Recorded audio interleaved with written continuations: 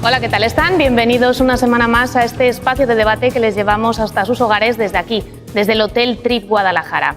Esta noche hemos querido extrapolar y traer aquí, hasta este plató, situaciones que ocurren en distintas zonas de la provincia de Guadalajara que nos hacen preguntarnos si realmente Guadalajara es una colonia de otros territorios. Y lo van a entender según vayan avanzando los minutos de este programa. Hemos invitado aquí a este plató a Julián Rebollo, alcalde de Mantiel. Buenas noches. Buenas noches.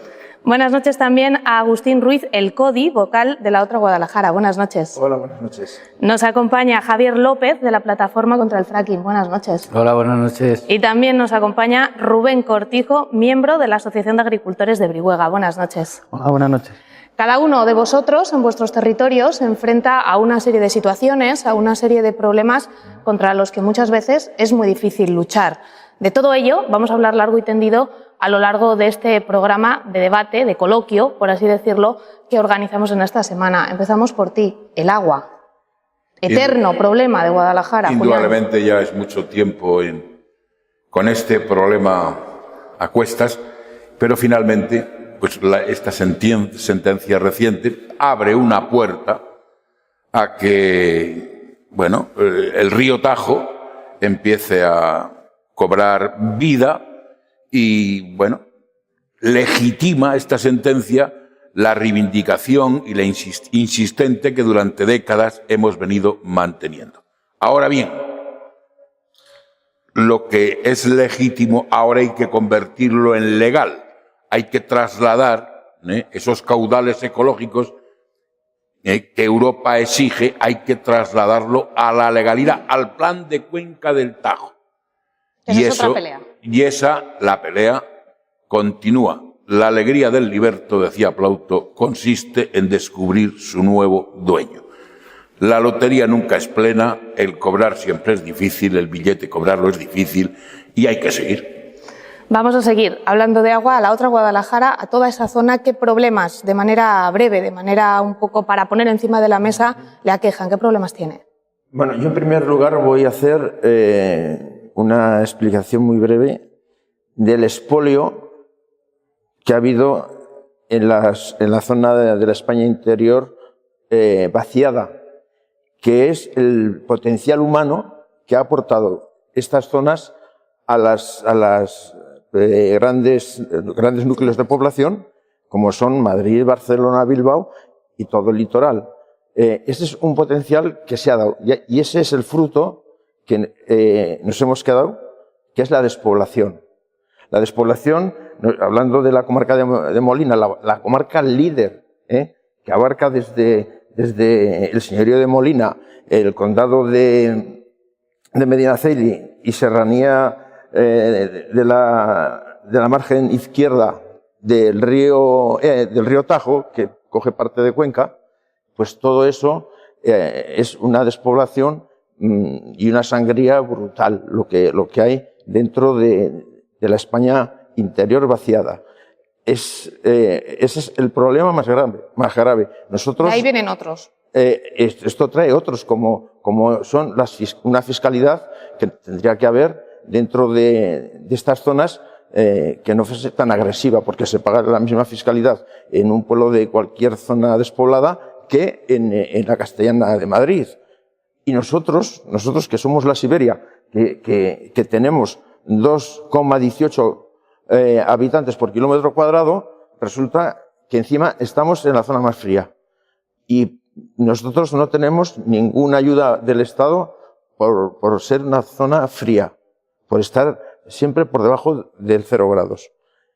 Eso es una cosa que se tendría que hacer. Y otra cosa muy importante es las soluciones. Las soluciones es la repoblación. Porque hablamos de despoblación, de que la gente se va. Pues vamos a hacer algo para que la gente venga y vamos a repoblar. Pero claro, tenemos un caso flagrante que es el de Fraguas, que han querido repoblar y han sido denunciados y tal.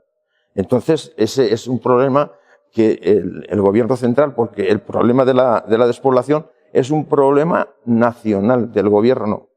Y es el gobierno nacional quien tiene que poner las medidas. No es ni siquiera un problema de la comunidad autónoma. Por eso pedimos que se haga una fiscalidad que tengamos unos servicios suficientes y unas infraestructuras, como puede ser lo que pedimos desde la otra Guadalajara, que es una autovía. Luego volveremos a la autovía. Javier, toda tu zona, ¿cuáles son los principales problemas que tiene? Y vamos a recordarles a los espectadores. Básicamente también, como decía el compañero de la otra Guadalajara, es la despoblación y los servicios. Pero yo quiero recordar que me voy a hacer unos años para atrás, me voy a ir y voy a recordar el incendio del Ducado de Medinaceli. Entonces ya los alcaldes y concejales de los pueblos afectados y todos los que apoyaban ese movimiento, ya se hablaba de despoblación, ya se hablaba de Laponia. No es que ahora parece ser que está últimamente de moda hacer reuniones, simposios y no sé cuántas historias, pero hay que recordar que muchas de las medidas que entonces ya se exigían, como era la autovía, como era el parador, como era el centro de especialidades, como era la medicina, como era la sanidad, como era el transporte, ya se ponían encima de la mesa. Y hay que recordar que teníamos un gobierno del PSOE, que después vino un gobierno del PP, tanto en el gobierno de la Nación como en el gobierno de Castilla-La Mancha se han alternado y estos problemas, lejos de resolverse, se han aumentado. Por lo tanto, hay movimientos, además, que en determinadas ocasiones, como ocurrió hace unos días en Alcolea del Pinar, por la falta de seguridad, por los robos constantes que se estaban dando, que la población salta. Era no porque sean más combativos, sino porque era la gota que colmaba el vaso de la indignación y el grito de auxilio de una tierra que lleva años y años demandando que se tomen medidas, tanto a unos gobiernos como a otros. Yo quiero recordar, por ejemplo, con el tema del fracking, que también lo tuvimos, que por cierto, en mayo cumplen los 6 años del permiso que el gobierno del Partido Popular otorgó a la empresa para hacer las explotaciones, y recordaba que uno de los movimientos que hicimos, los alcaldes y algunos compañeros de la zona, era demandar al presidente de la Diputación que actuase como portavoz de esos pueblos, porque entendíamos que el presidente de la Diputación es el alcalde de esos pueblos. Que curiosamente uno de sus pueblos, Bujarrabal, es una pedanía de Sigüenza. Lógicamente lo que no tendría que haber hecho es mirar hacia su partido, a sus dirigentes y levantar la mano cuando le mandaron que no se opusiese a este tema. Entonces tendría que haber actuado como alcalde de los pueblos afectados. Rubén, los agricultores y ganaderos tampoco lo tenéis fácil. Nada, para nada lo tenemos fácil. Aparte de notar también mucho la despoblación, con la pérdida de servicios que todo ello lleva, pues aparte, como lo nuestro, si dijéramos, es una zona un poquito más complicada. Porque como parece que está más cerca, tenemos los mismos problemas, pero como parece que está más cerca, repito, pues estamos en tierra de nadie. Somos la puerta de Siberia, como ha dicho el compañero, pero como estamos cerquita, parece que no tenemos la misma pérdida de servicios, la misma pérdida de calidad de vida, la misma pérdida de población, y a la hora de solucionar estos problemas, parece que de cara a los políticos, como estamos más cerquita, pues no se nos tiene tan en cuenta. ¿Os sentís ciudadanos de segunda? Indudablemente, o sea, yo lo que dicen aquí los compañeros, la despoblación, por supuesto que me afecta. Bueno, hay que recordar que en los años 80, si no recuerdo mal, ya Highland y otros países ya en la Europa del Norte ya se empezaron a tomar medidas. Ya si nos llevan décadas de adelanto, pero vamos, como referencia, es que Molina de Aragón, el antiguo partido judicial de Molina de Aragón, con algún que otro añadido que él ha citado, es que es superior al señorío en territorio, al señorío de Vizcaya, y aquí tenemos 7.000 habitantes. ¿Cuántos hay en Bilbao? No quiero, en fin, son comparaciones que escandalizan. La despoblación, como pueblo ribereño, primero, esta sentencia, ¿qué es lo que significa? Recalcar primero el valor del agua. El agua es un valor exclusivamente de consumo y de riego. Pues mire usted, no. El agua genera una riqueza inmaterial incalculable y muy diversa, ¿no? ¿Qué sería tengo que aguantar, es un caso concreto, hay muchas más urbanizaciones en la zona ribereña que ahí están muestras de risa. Calas Verdes, ¿no? Son 100 hectáreas, ¿no? De suelo urbano.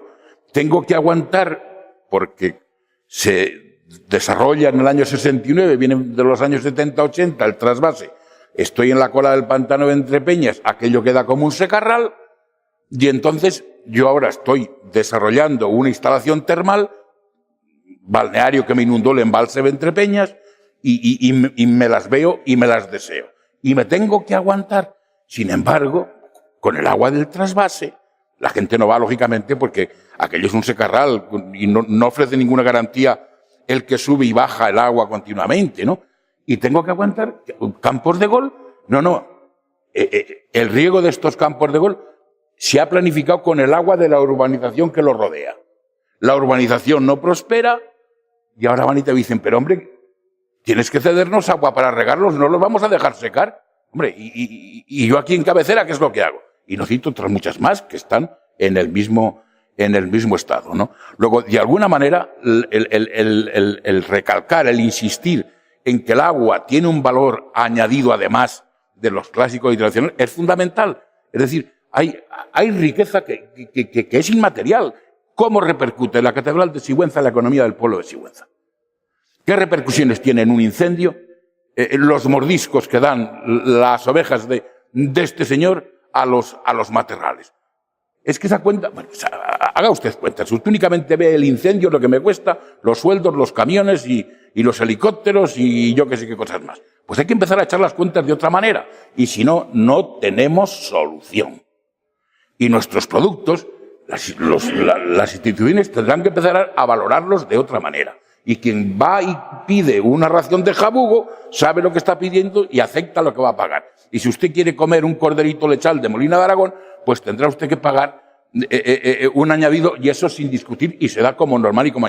Ahora, si usted pretende venir aquí y que yo produzca corderos para que compitan con un pastor en Australia, que es un pastor que tiene 20.000 ovejas y que las gestiona desde un helicóptero, pues claro, un barco de corderos de Australia entra aquí en cualquier supermercado y yo no puedo competir. No sé si me voy explicando, las cosas son muy complejas y de alguna manera también nosotros tenemos que hacernos valer y tenemos que reivindicar y tenemos que exigir, ¿no? Pero, bueno, ya. Vale. Javier, lo sentí. Además, y vuelvo al tema del fracking, hay cosas en algunos partidos que son absolutamente contradictorias. Hace poco se organizaba un debate sobre unos molinos de viento, unos generadores que iban a poner cerca de Sigüenza. Y ponían y decían, hombre, pero ¿cómo vas a poner unos molinos de fondo de la catedral y tal? Pero esos mismos que decían eso, ¿por qué autorizaban el fracking? ¿Os imagináis el Alto Tajo con plataforma de fracking o Sigüenza, el valle del Mesa, lo del Río Dulce, el parque del Río Dulce, lleno de columnas de fracking? Es absolutamente alucinante. Primero, que se pongan de acuerdo, porque además es que estos partidos o este partido en algunas comunidades se ponían en contra y en otras se ponían a favor. Y yo digo, si era malo en algunas comunidades en las que se posicionaron precisamente en contra y en algunas diputaciones en las que dominaba el Partido Popular, ¿por qué no se posicionaban en la zona de Guadalajara? ¿Por qué ponían en riesgo el Alto Tajo o el Parque del Río Dulce? O mismamente Sigüenza. Hay que preguntárselo, que se aclaren. La distinta vara de medir de los partidos políticos en función del territorio en el que se encuentren. De algunos partidos políticos, de algunos. En algunos porque temas. De alguna manera otros, o porque vieron que el movimiento era fuerte, se pusieron a nuestras espaldas, que nos costó mucho capitalizar como plataforma ese movimiento y que no se le adjudicase ningún partido. Pero bueno, ahí estuvieron.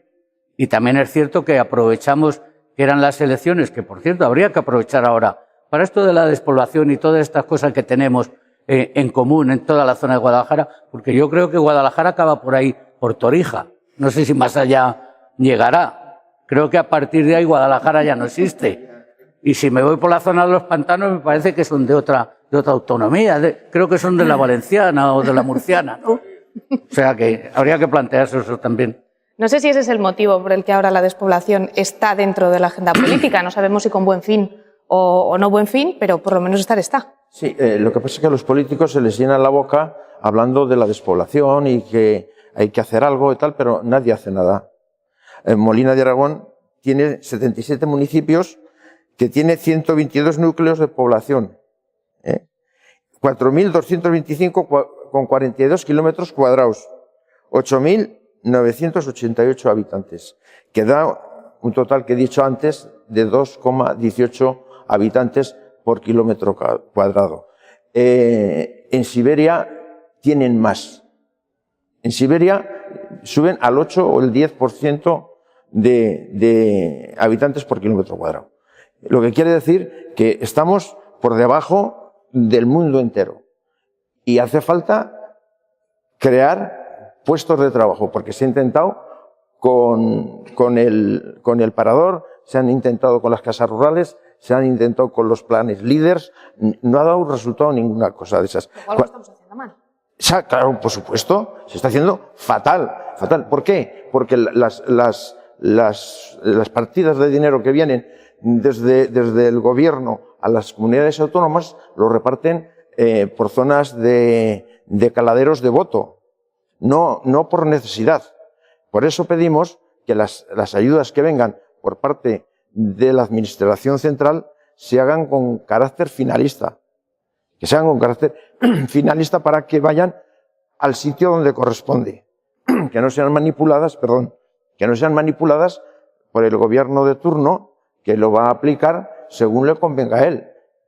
Pondrá la capa, depende de dónde les venga el viento. Nosotros estamos necesitados y eso se consigue con puestos de trabajo. ¿Qué trae? Infraestructuras. Nosotros estamos pidiendo la autovía Alcolea-Monreal del Campo.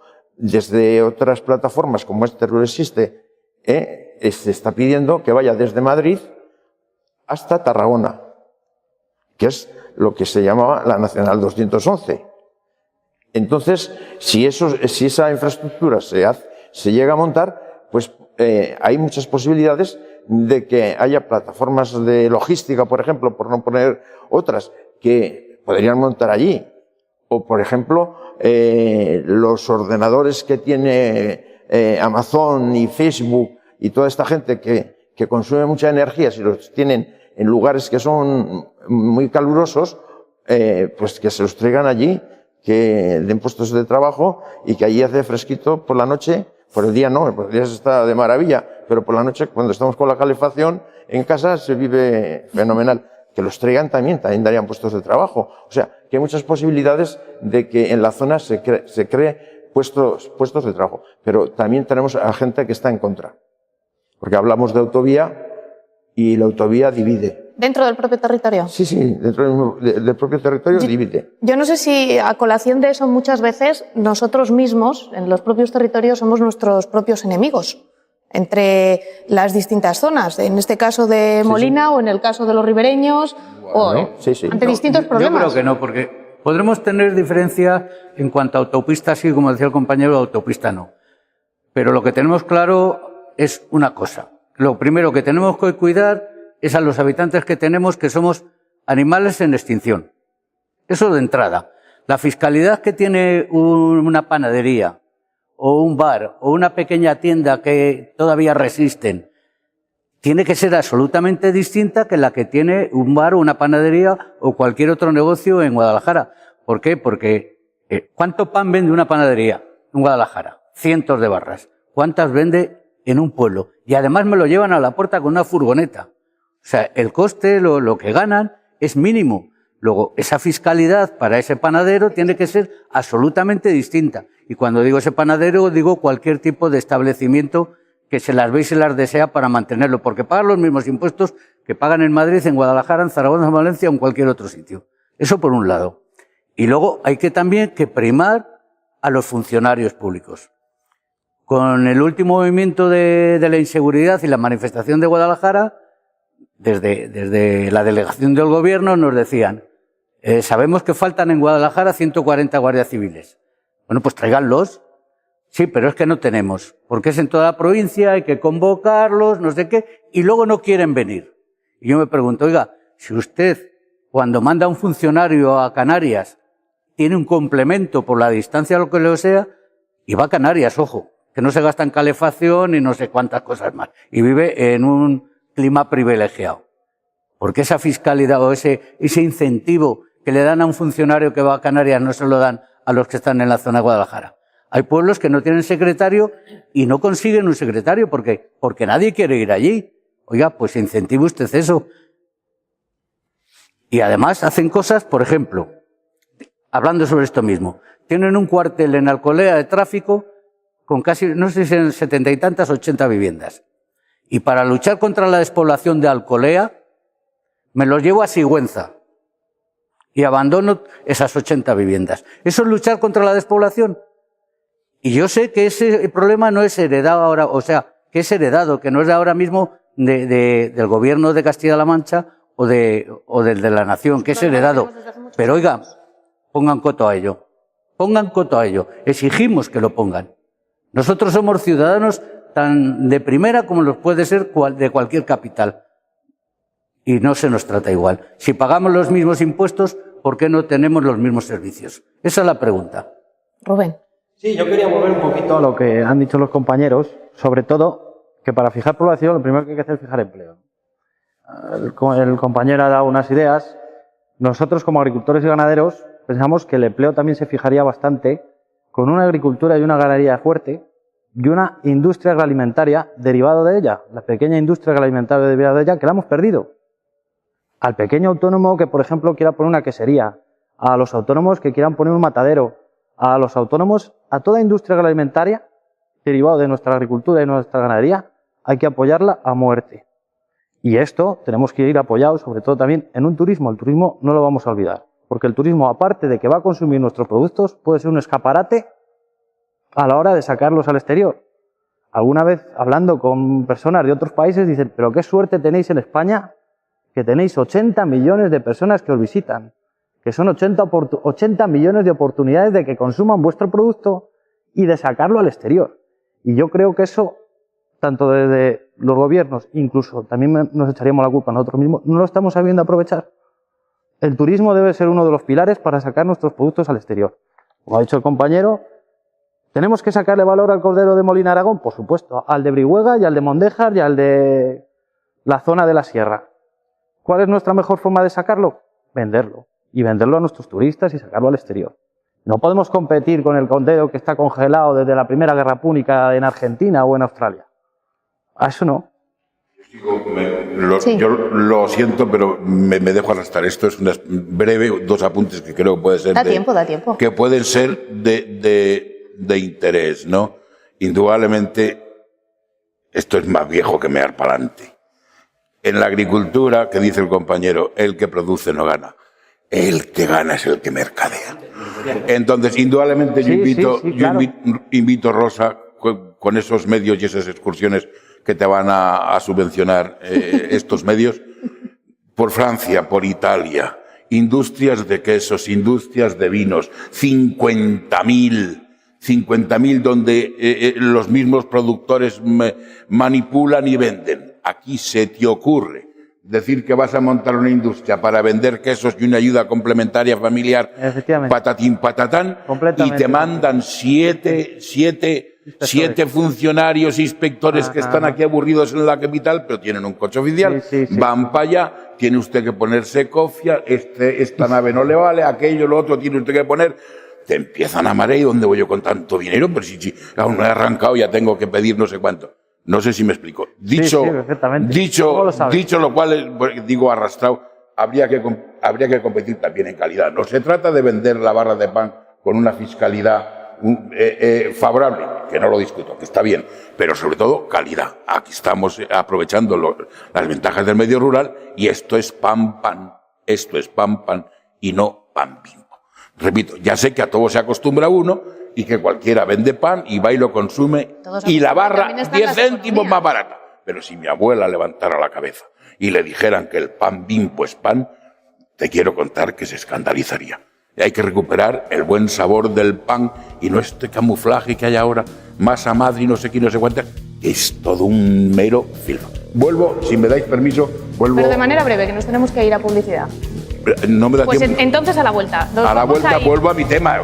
Volvemos al tema del agua y seguimos repasando los demás temas que tenemos hoy en este espacio de debate. Pero antes vamos a hacer una pequeña pausa publicitaria y volvemos enseguida. No se vayan.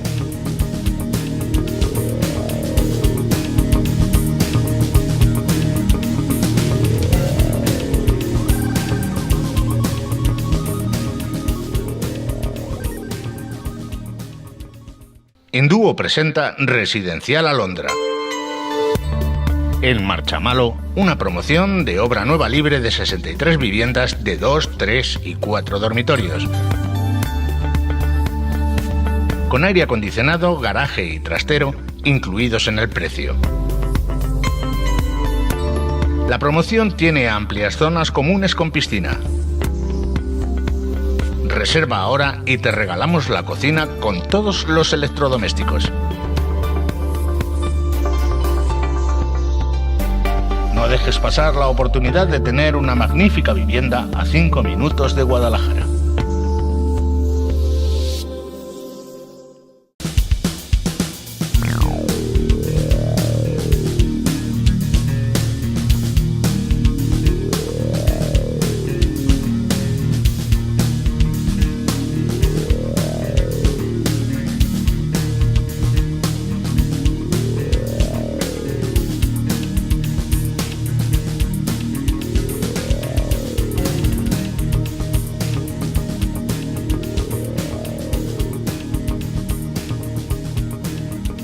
Ya estamos de vuelta, todavía media hora por delante para seguir analizando los distintos problemas que tienen distintas zonas del territorio de Guadalajara y también tratar de aportar alguna que otra solución.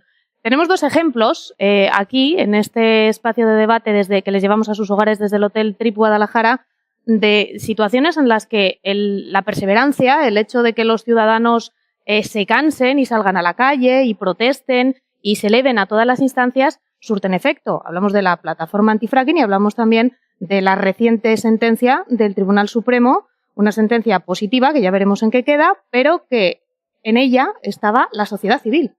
Ahí.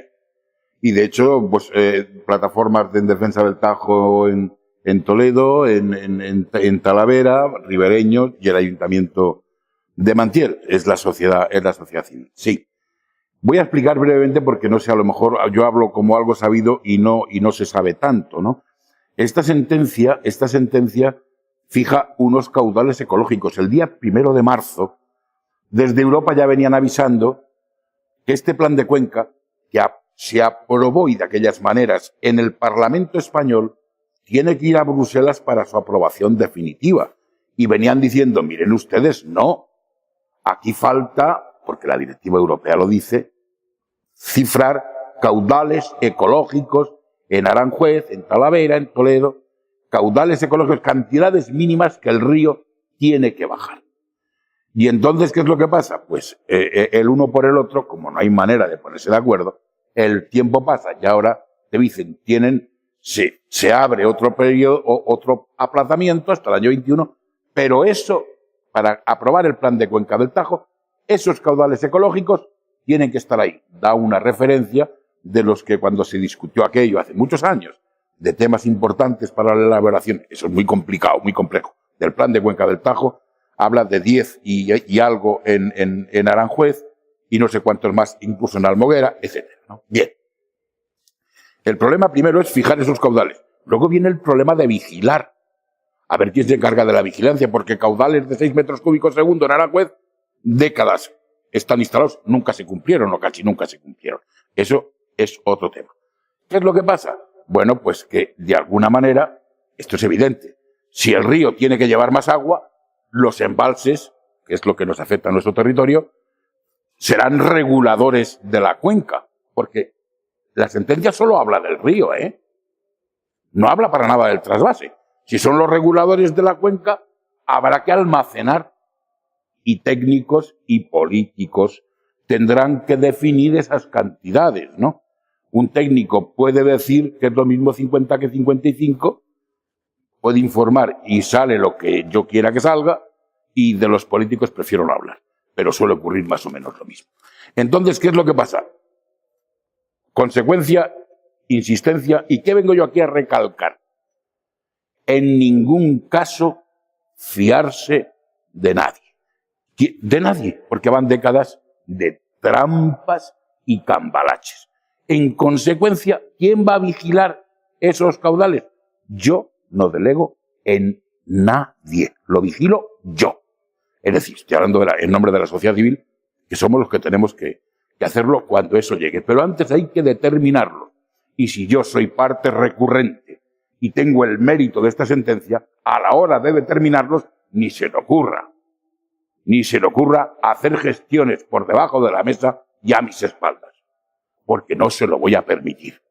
No sé si, pero claro, esta insistencia que yo tengo y que trato de infundir a los que nos puedan estar viendo, hay que mentalizarse y metérsela bien, ¿no?, en la cabeza. Porque si hay una lámina estable, más o menos en cabecera, no olvidemos que estamos hablando de periodos de sequía que se van a ir agravando y, en consecuencia, las reservas en cabecera tendrán que garantizar la vida de ese río, de todas las masas de agua de ese río, incluso en caso de estrés, de sequía. Entonces, claro, esto es el punto y final. Es que, ¿cómo vamos a demostrar que a un río le sobra agua? Pero, Dios mío de mi vida, a usted que me está viendo, le sobra dinero, le sobra sangre, le sobra salud. O si a usted no le sobra, pues al río tampoco le sobra agua. Esto es una cosa evidente. ¿A quién le sobra dinero? Y de amores no hablamos, porque mi madre se escandalizaría. ¿A quién le sobran amores? Pues a nadie. No sé si me explico, ¿vale? En el caso de la plataforma, yo no sé si al principio parecía imposible, pero al final se consiguió después de mucha lucha. Pero antes de entrar en eso, yo quiero felicitar a la gente que ha luchado por el Tajo y porque se mantenga ese caudal y porque no lo sigan secando y porque no sigan robándonos, y digo robándonos, el agua. Felicitarlos. Porque, se lo decía antes de comenzar, las únicas luchas que se pierden son las que se abandonan. Para su lucha, para la lucha del fracking. ¿Por qué se llegó al éxito y se consiguió que miles de ciudadanos estuviesen detrás de una plataforma que éramos perfectamente desconocidos para todos ellos? Porque durante 2 años lo que nos dedicamos es a decir lo que suponía eso, para los acuíferos, para el medio ambiente, para las emisiones, para el destrozo que iban a hacer de la naturaleza, para el turismo. Y fuimos pueblo a pueblo explicándolos y diciéndolo. Estos son los inconvenientes que puede traer. Y esto es lo que dicen ellos, los beneficios que dicen, entre comillas, que nos pueden dar, que no era ninguno, porque al final esos beneficios van a una multinacional y te dejan arrasado un territorio. Y les ponía un ejemplo entonces, les decía, ¿os imagináis a los 2 o 3 pastores que quedan por la zona reconvertidos en técnicos de fracking? A que nadie se lo imaginaba. Pues claro, porque era mentira. Y al final hicieron incluso una ley en la que trataban de paliar o de llevar a su terreno a los agricultores y a la gente de la zona. Esa ley lo que decía, que la metieron además en otra que no te venía a cuento, y era la cantidad de dinero, de euros, que le iban a dar al propietario de la tierra si llegaba a salir gas. Era una forma de tratar de comprar voluntades. Pero cuando hay claridad, cuando hay transparencia y cuando no una plataforma o un movimiento ciudadano no se deja manejar por los partidos, sino que encabeza y dice, si estáis con nosotros, bien, si defendéis lo que nosotros defendemos, podéis estar aquí con nosotros, pero si no, no. Eso fue el éxito de esta plataforma, de que cientos y miles de personas gritasen al unísono en Guadalajara y en todos los pueblos que no le iban a permitir, que la tierra es nuestra y que es un deber de los ciudadanos, de los poquitos que quedamos en nuestra tierra, de defender lo que hemos heredado de nuestros padres. Por lo menos de entregárselo a nuestros hijos y a nuestros nietos en la medida de lo posible, igual que lo recibimos, no peor como lo que pretendían. Yo no sé si, bueno, la otra Guadalajara lleva muchos años luchando, lleva muchos años saliendo a la calle, lleva muchos años haciendo actividades y dentro de poco también convoca a toda la sociedad civil en Madrid, en una guerra, en una pelea por esa despoblación que afecta a todos los territorios. Yo antes de contestarte me voy a solidarizar con Julián y con su movimiento, que lo lleva haciendo hace muchos años, porque formamos parte también de ese problema, porque toda el agua que se recoge en Buendía, Volarque y tal, toda esa agua viene de la comarca de Molina, viene del Alto Tajo, y nosotros nos gustaría y deseamos, y del Tajuña, sí, claro, pero que también nace en Maranchón, el Tajuña. Bueno, ahí tenemos debate. Ahí nace. Debate para otro día. El caso es que el agua tiene que ser, primero, para los que son dueños, como somos nosotros nos aprovechamos. Y si sobra, ya somos solidarios y suficientes solidarios para poder dar al que lo necesite. Yo por eso me solidarizo con Julián. Con relación a la manifestación que se va a hacer el día 31 de este mismo mes, es un grito y una unión de todas las plataformas por todo lo que estamos hablando ahora aquí. Porque en realidad los políticos en un principio prometen mucho, prometen el oro y el moro y suelen decir, sí, es cierto, tomo nota. Y tomo nota, pero luego no hacen nada, porque hablamos de despoblación. Y la despoblación abarca a muchos sitios.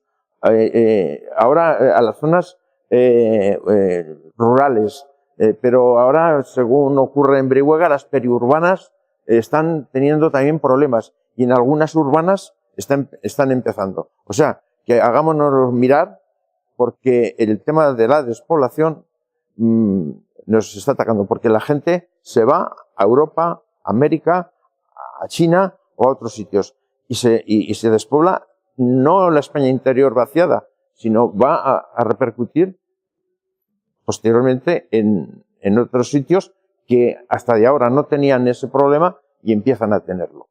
Lo que quiere decirse que la despoblación es un fantasma que se va extendiendo y se va ampliando, que está ahí, que sabemos que está, pero que no nos da miedo. Debería de darnos miedo y poner las medidas necesarias para que eso se solucione.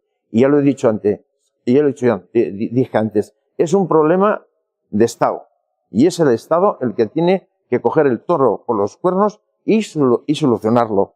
Bien apoyando a la agricultura. La agricultura tampoco se puede quejar, pero se queja también, como es lógico. La ganadería ha desaparecido.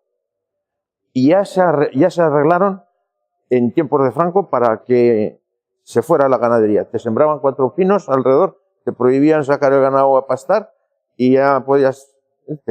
Claro, te ofrecían un puesto de trabajo en Madrid, en Cataluña, o en País Vasco, o Valencia, tal. Ahora, en esta movilización van a venir gente de Zaragoza, de Valencia, de Madrid va a salir en la mayor parte, y de toda la zona de la España interior vaciada.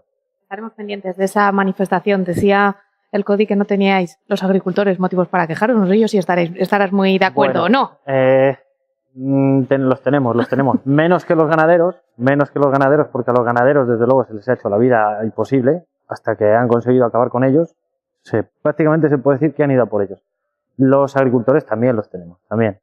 Ahora nosotros, por ejemplo, en nuestra zona hemos empezado una lucha un poquito más pequeña que la vuestra, una recogida de firmas que prácticamente ahora mismo ya tenemos el 85-90% de los agricultores de la zona, pues un poquito protestando por el trato que estamos sufriendo por los agentes medioambientales. O sea, hemos llegado a un momento que apenas podemos salir al campo. Salimos al campo prácticamente con miedo. ¿Por qué? A que nos vengan denuncias y denuncias y denuncias. O sea, ha llegado un momento que tú vas con tu tractor tranquilamente a tu parcela, has pisado una liaga y te viene una denuncia. Y ya realmente estamos hartos. ¿Denuncias por hacer cosas que habéis hecho toda la vida? Toda la vida. O sea, y aún es más, vemos que tenemos unas normativas que jamás han existido, que bueno, que ahora las han cambiado, pero que llegan a un punto que son abusivas. Y también creemos que desde un punto de vista que no tiene ningún sentido. Sí. Ya no se está luchando contra el medio ambiente. Sí tiene sentido. Nos quieren echar. Sí, exactamente, nos quieren echar. Nos quieren echar, porque antes se quemaban los pastos para que se quemara la hierba mala y saliese la hierba fresca. Pero ahora eso no perjudicaba. Ahora pegan fuego a los montes enteros. Vamos a dejar que termine Rubén. Sí, era un inciso. Sí. Sí, un poquito con el inciso que has comentado. Nosotros hemos visto allí casos, por ejemplo, tenemos una planta de reciclaje de tierra. Y a un compañero se le intentó denunciar por echar tierra sobre la parcela. O sea, reciclamos la tierra y luego me denuncias por echarla sobre la parcela. A un compañero ganadero se le intentó denunciar porque estaba quemándose una liaga para calentarse en una tarde siberiana. O O sea, hemos visto casos ya que notan lo surrealista. No se persigue el bien del medio ambiente, se persigue sancionar y se persigue un poco el echarnos, el hacernos la vida imposible. Yo no sé si el problema es que a veces se legisla desde los despachos y se tiene poco en cuenta para el que realmente se hace la norma. Básicamente, ahí es donde está la clave del problema. Nosotros siempre hemos dicho que el paisaje lo hace el paisanaje y no el del traje. Y aquí se está haciendo el paisaje, lo está intentando hacer el del traje. Creo que Javier quería intervenir o Julián. Sí, es que era lo que le quería decir, que son unas contradicciones que existen, en vuestro caso, porque echáis tierra o porque el ganado se ha metido no sé dónde. Y en el tema del fracking era, si tú vas por el campo y quieres roturar una tierra que antes ha estado labrada y tienes que levantar una zarza o un espino o no sé qué, te denuncian. Pero por el otro lado te decían, hombre, pero autorizamos a que pongan aquí las plataformas, que cada una que vayamos a poner con depósitos, gasoil, gases, no sé qué, tienen una hectárea y ahí lo arrasamos todo. Ahí no importa que arranques lo que arranques. Y tú te preguntas, hombre, pues si está prohibido, está protegida esta planta para un agricultor, para un ganadero, ¿por qué no está protegida para una multinacional? Algo está fallando. Pero tenemos una oportunidad. Ahora hay unas elecciones autonómicas, municipales y al gobierno. Que cada uno vote en consecuencia, pero que estudie muy bien los programas de los partidos. Y que tengan, sobre todo, la gente tiene que tener memoria. Memoria de lo que han hecho unos y lo que han hecho otros. Y lo que llevan en sus programas de lo que van a hacer en los próximos 4 años. Y desde el alcalde del último pueblecillo, como puede ser el mío, hasta el de Madrid o de Barcelona, que la gente piensa lo que va a votar. Que lo medite, que lea su programa, que piense lo que ha hecho ese que se presenta con sus siglas y por consecuente ha defendido eso antes de echar el voto. Ese es nuestro futuro, por lo menos en el de 4 años. Pero es que si no paramos lo que está ocurriendo, ni 4 años ni nada ya. Vamos a poner alambradas en los pueblos y en las zonas como las nuestras y las electrificaremos y ya está. Porque no habrá nadie para vigilarlas ni para cuidarlas. Yo no conozco los detalles en concreto, ¿no? Pero yo voy a intervenir en forma de pregunta, ¿no? Porque otra cosa no puedo.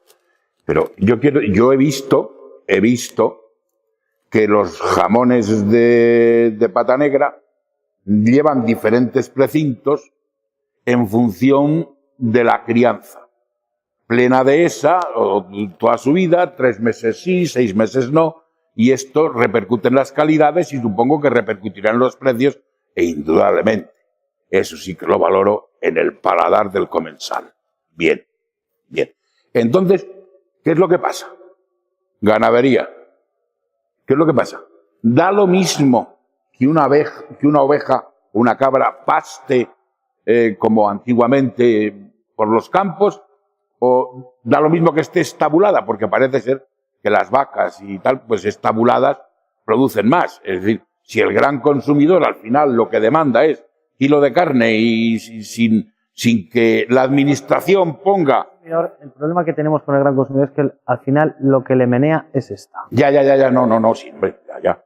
Yo quiero decir, es un problema. Yo lo que quiero decir es que... Hay que tenerlo en cuenta, que hay mucha gente por debajo de lo que... Perdón, si en el terreno de Jabú, acabo de decir, no hay nada más que ver los precintos, porque los corderos no se pueden hacer algún tipo de clasificaciones y algún tipo de repercusiones. Y finalmente, los forestales, como cualquier otra, toda la legislación medioambiental, habrá que interpretar. Ahora bien, si no hay esa consideración previa, que no es lo mismo ir a alimentar al ganado en una nave que ir a alimentar al ganado en un careo por la montaña, y nadie sabe establecer estas distinciones básicas, pues entonces mal vamos. Y al principio empezaba aquí el programa hablando de que Colonia, Guadalajara, que yo hoy me siento estos días profundamente ninguneado. En lugar de ver en la prensa a bombo y platillo la alegría de una sentencia que finalmente da la razón, la noticia fundamental en la prensa, me he molestado esta mañana en muchos digitales, son los problemas futuros que esto puede originar en Murcia. Hombre, que para una alegría que tengo, de nuevo, ya me está usted restando y de nuevo Murcia, otra vez con Murcia. De verdad, es que ya no voy a ir ni de vacaciones, ¿no? Quiero decir que de alguna manera, bueno, pues Guadalajara Guadalajara y todas las zonas más o menos despobladas, pues al final, pues acabamos pintando poco, porque lo que él acababa de comentar en torno a las sanciones o no sé qué, de tal, hombre, cuando por cualquier tontería un hombre, un ganadero que está cuidando tal, se encuentra con esos problemas, pues indudablemente, hombre, un poquito de respeto. Lo que más molesta es, por ejemplo, lo que ha dicho el compañero. Si un ganadero, un agricultor que va con un ganadero que va con sus ovejas, un agricultor que va a pasar a su parcela y se le va y arranca una zarza y le han denunciado, le denuncian. Sin embargo, llega una gran empresa a hacer fracking. Claro. ¿Qué hay que arrasar? ¿1000 hectáreas de monte? Ay, no pasa nada. Da igual, claro. Ni los forestales, ni los coordinadores forestales, ni nadie. Y es a lo que vamos, somos ciudadanos de quién venga. de primera y de segunda. Claro. Y de tercera. Y yo creo que nosotros ya estamos en segunda B o en tercera regional. Pues nos tenían que tener como ciudadanos de primera, porque en nuestras tierras, como he dicho, se fabrica el oxígeno que van a respirar todas estas zonas. Y lo único que hacen es echar fuego. Quieren echarnos, están haciendo así en el bote para que salgan las últimas gotas. Podríamos envasar oxígeno del Alto Tajo y venderlo en las grandes capitales con botes. Ahí en la zona nuestra, pues hay un montón de cotos privados de caza, pero de mucho dinero. No un coto privado de caza que va a todo el pueblo y tal, no. Cercaos y tal. No hay ganado. El ganado limpia el monte. Y se evitan incendios. Y luego hay otra cosa, que al no haber ganado, los venados se han ido extendiendo y es un problema para las zonas horroroso. Accidentes de tráfico, entran en los cultivos y los arrasan, tanto los jabalíes como los venados. Y cuando había ganado, eso estaba en la alta montaña, allí confinado, y el ganado limpiaba el monte y nunca se pegaba fuego. Mis padres eran tejeros y utilizaban la leña del monte para quemar la teja, para cocerla.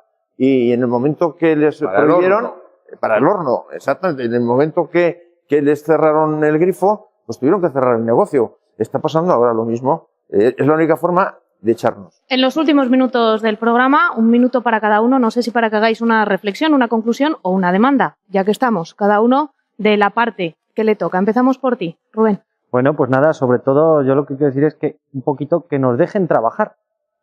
Básicamente que nos dejen trabajar. Ya no es que nos ayuden, sino que nos dejen trabajar. Como ha dicho el compañero, van a echarnos. Lo que intentan es que les sobramos. Lo que intentan es casi como quitarnos del medio, les molestamos. Deberían de tener para eso pues un poquito más de tacto y más de sensibilidad. Javier. Yo básicamente decir que si hay personas y hay plataformas que siendo desconocidos consiguen el apoyo unánime de todas estas zonas de Guadalajara, es porque algo pasa, hay una enfermedad y esa enfermedad hay que combatirla. Y decir lo que antes, la única lucha que se pierde es la que se abandona. Así que a perseverar y a perseverar. Agustín. Pues yo quiero decir que el día 31 vamos a estar luchando para que no nos echen. Aprovecho también para dar las gracias a toda esa gente que ha dejado que pegáramos carteles y que pusiéramos nuestros lemas para este día y que el problema de la despoblación no es ahora problema. El problema es la repoblación. Ahora tenemos que hablar ya en tono de repoblación. Y es trabajo.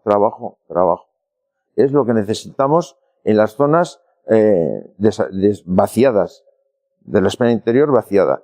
¿Para qué? Pues para hacer lo que comentabais antes, pequeñas empresas que se están montando, microempresas que hacen sus quesos, o que tienen 4 cabras, ovejas, pero claro, si no les dejan entrar a pastar al monte, que limpian zarzas, que limpian de hierbas que luego al verano se secan y entra un señor hecho una cerilla y ha ardido el monte entero. Si eso existiera, esa ganadería la potenciaran y la llevaran a cabo y autorizaran entrar a los montes a limpiarían, porque hay ganaderos que tienen un atajo de ovejas no para sacar corderos, sino para limpiar montes. Julián. Yo, finalmente, a quien nos pueda estar escuchando, de verdad viendo, yo insistir en los municipios ribereños de Entrepeñas y Buendía de una vez por todas. Tenemos una oportunidad de defender que nuestros embalses de cabecera del Tajo sean de cabecera y, en consecuencia, reguladores de la cuenca, y en consecuencia con una lámina mínima estable, y en consecuencia esa multitud de proyectos turísticos que duermen desde los años 70-80 en toda la periferia de los embalses puedan despegar y el turismo, estamos a 110 kilómetros de Madrid, de alguna manera pueda contribuir a nuestro desarrollo. Esto pasa porque no nos dejemos engañar. Llevamos décadas sufriendo trampas y cambalaches. Basta, se acabó. Pues con estas ideas nos quedamos. Muchísimas gracias a los 4 por acompañarnos. Julián Rebollo, Javier López, Agustín Ruiz El Codi y Rubén Cortijo por acompañarnos y por contarnos y recordarnos que hay que darle voz a los problemas que siguen teniendo nuestros territorios. Gracias, una vez más. Nosotros hoy ponemos punto y final a este espacio de debate que les hemos llevado hasta sus hogares desde el Hotel Trip Guadalajara, pero vamos a dar paso a 2 contenidos más que no queremos que se pierdan. Y es que, hablando de agua y con motivo de esa sentencia de la que hemos hablado aquí en este debate de hoy, queremos que vean 2 programas que tenemos preparados y que muestran también parte de esa especie de teoría de la conspiración que existe para que el trasvase Tajo Segura siga en marcha. Por un lado, el cortometraje documental El agua secuestrada de Montse de la Cal y Luis Moreno, del que ya les hemos hablado, cuyo protagonista es Francisco Turrión, hidrogeólogo, que nos cuenta que esos 10 años de déficit hídrico de la cuenca del Segura igual no son tales como nos han venido contando. Y también queremos mostrarles una entrevista que una servidora tuvo la oportunidad de hacer hace unos cuantos años a Alberto Vázquez Figueroa, que también nos contaba una manera que en su momento se aprobó para poder desalar agua a un precio más barato, pero que nunca se llevó a cabo. Gracias por acompañarnos y en 7 días tendremos más temas de debate que ofrecerles. Buenas noches.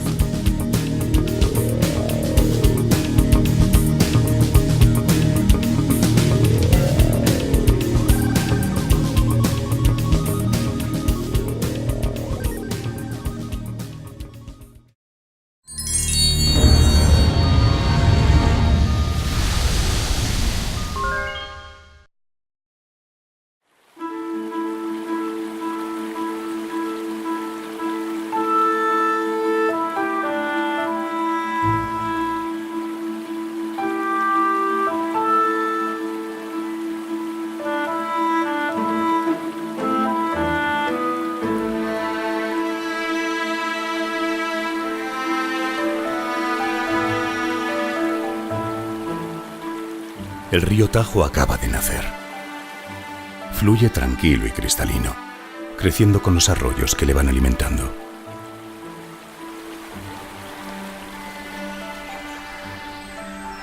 Generoso, el Tajo se deja embalsar en Entrepeñas para compartir y disfrutar con humanos, huertas y animales.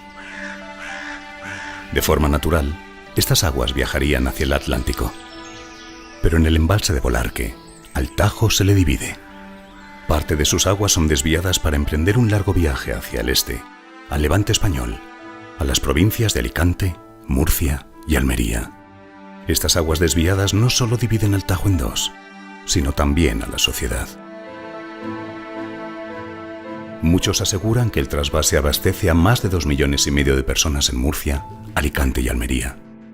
45 millones de árboles dependen de él, convirtiendo zonas áridas en pulmones vegetales. Con sus aguas, el sureste español se ha convertido en la huerta de Europa, aportando más de 2 millones de euros al Producto Interior Bruto Nacional y generando 300.000 puestos de trabajo entre el sector agrícola y turístico. Sin embargo, para muchos otros el trasvase Tajo-Segura ha hundido la economía de los pueblos de la cabecera del Tajo, convirtiendo la zona en una de las más despobladas de España. El desvío del agua impide respetar el caudal ecológico del río, matando su ecosistema.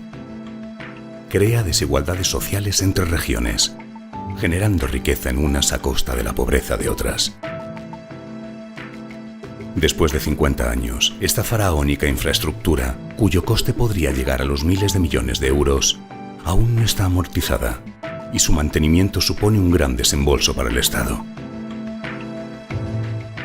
Ante estas visiones tan dispares, la guerra del agua parece inevitable. Pero ¿y si no fuera necesario seguir desviando las aguas del Tajo trasvase tras trasvase? Me parece que es políticamente una irresponsabilidad que Murcia tenga un proveedor de agua que está a 300 kilómetros, porque estratégicamente, geopolíticamente no es lo más lógico y lo estamos viendo. Todos los años hay tensiones, todos los años hay problemas, los regantes no duermen tranquilos, vendrá agua, no vendrá agua. La solución es la autosuficiencia hídrica. Francisco Turrión fue expedientado en noviembre de 2017 por realizar un estudio para Greenpeace titulado La trama del agua en la cuenca del Segura 10 años después. El tema del déficit hídrico del que se habla en la cuenca del Segura pues es un artificio contable, ¿no? Es un error numérico que en mi opinión se estableció pues para poder justificar el trasvase Tajo-Segura y otros nuevos trasvases.